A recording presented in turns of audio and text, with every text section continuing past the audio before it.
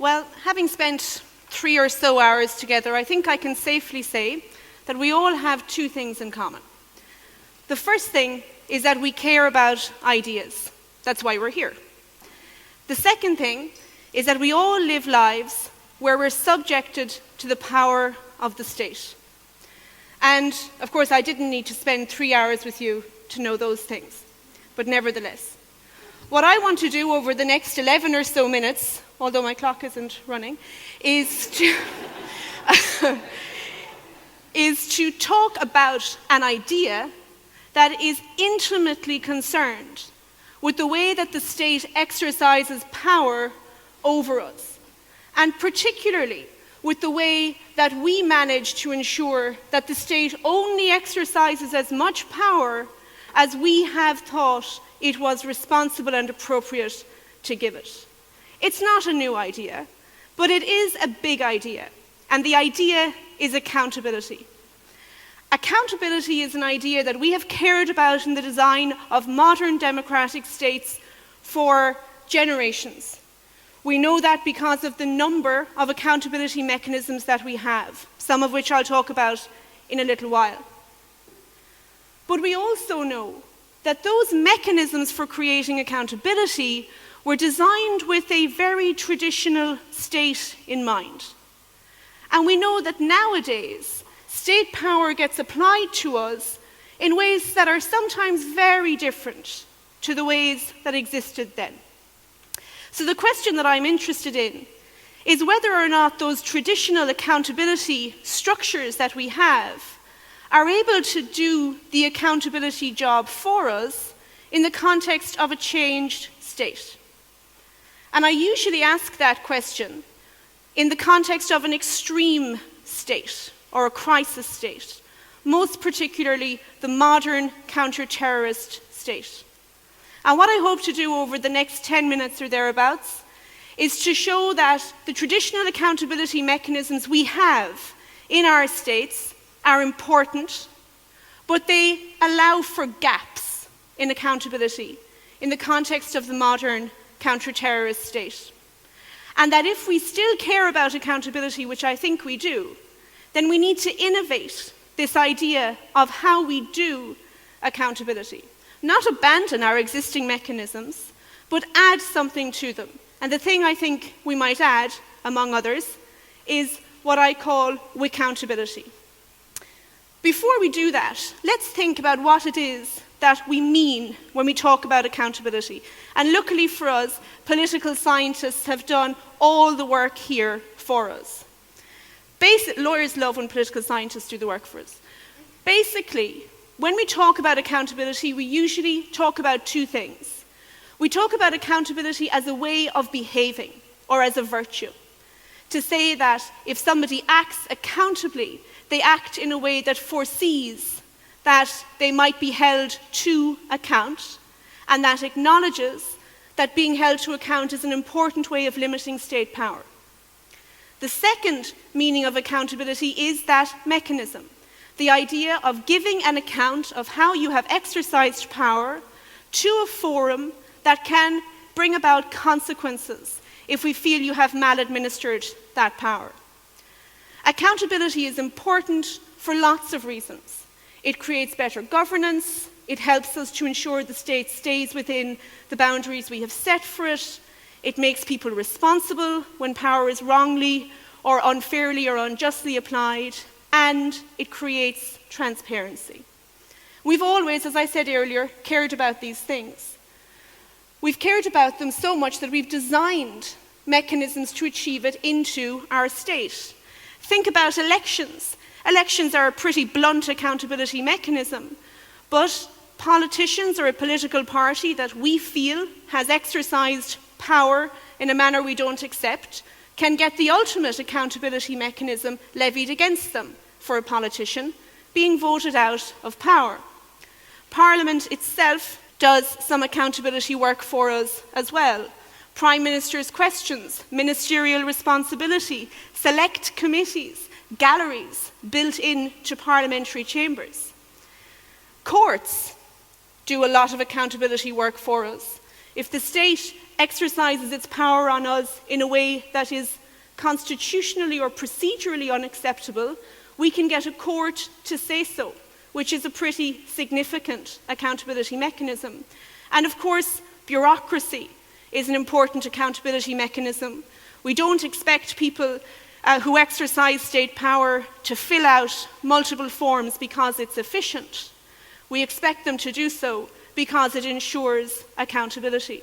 And all of these four mechanisms are really deeply concerned with transparency, with making sure that we can see that the state is exercising power on us when it does, and that we can see that the power is limited. And they all make super sense when we think about this traditional relationship where we exist surrounded by the state, which exercises its power on us, and the state exists surrounded by the international community, which exercises some controlling power on the state. That's a basic, structure of how we feel or think about the way we live our lives. And within that structure, traditionally, the state didn't look terribly complicated. The state was the government and parliament and local authorities and courts and tribunals and so on. Everything that was the state looked like the state. If we interacted with the state, we knew it. But the state doesn't look like that anymore. The state, instead, is characterized by devolution, by giving power to other entities to do some traditional state work on our behalf. We might devolve upwards, if that's not a contradiction in terms, by giving supranational institutions like the EU power. We might devolve downwards by creating agencies like food safety authorities to do some work for us. Or we might devolve horizontally by allowing partners and collaborators like intelligence communities or agencies in other countries, community policing, and companies to do some work for us. And the difficulty from an accountability perspective is that in many cases, when the state exercises its power through one of these devolved lines, we don't see it as easily or as clearly, because the person actually acting on us or the entity acting on us doesn't look like the state. Add into the mix security, and we have some serious difficulties. Because a counter-terrorist state or a security state is almost by definition a very secretive state. Often for good reasons, largely for good reasons. We wouldn't really want intelligence services to give full accounts at all times to the public at large about who they were surveilling, because they might indeed be a security threat. But that secrecy carries dangers, and it particularly carries a danger in the context of the new or modern state. Because all those types of devolution we spoke about also happen in security. The EU makes counter-terrorist law for us. Universities do immigration control for us. Companies do surveillance for the state. Compare walking up to a police officer and saying, "Dear police officer, could you tell me how to make a bomb?" Not a good idea.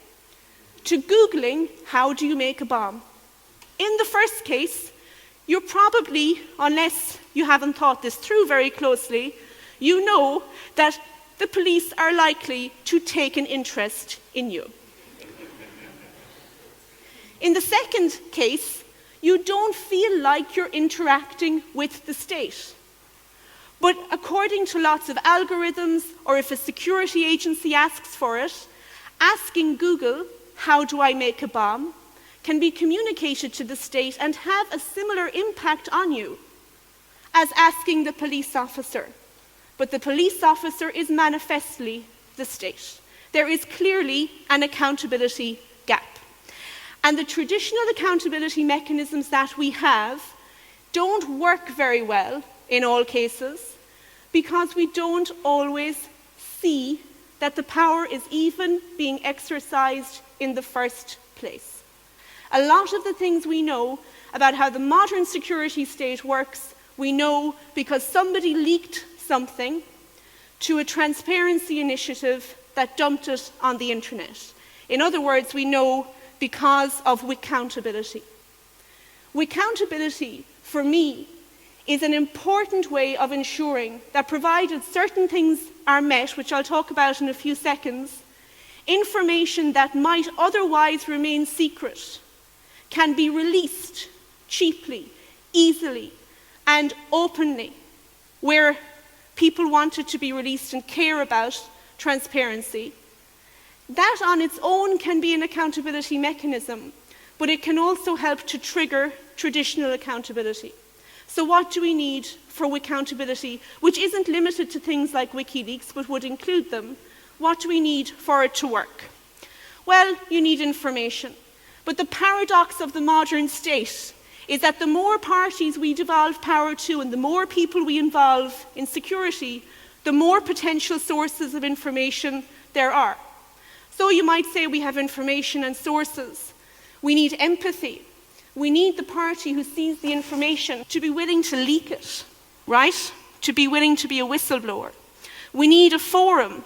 The internet gives us the forum to publish easily and cheaply the information that we get. And we need legitimacy, which is something that many Wikountability initiatives currently lack.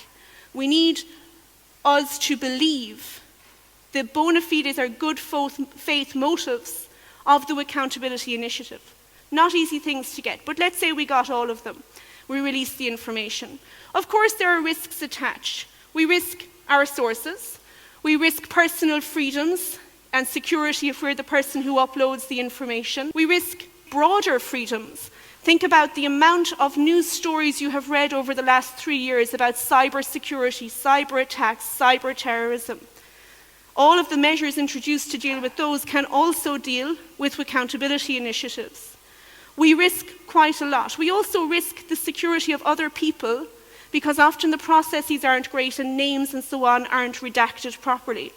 But if it works, we can realize transparency. And if that transparency is met with the vital ingredient, which is outrage and empathy and commitment to the idea that the state should be limited, then the transparency achieved through Wikountability can trigger our normal procedural accountability mechanisms like court cases and parliamentary inquiries and prime minister's questions, and the state's power can be effectively limited.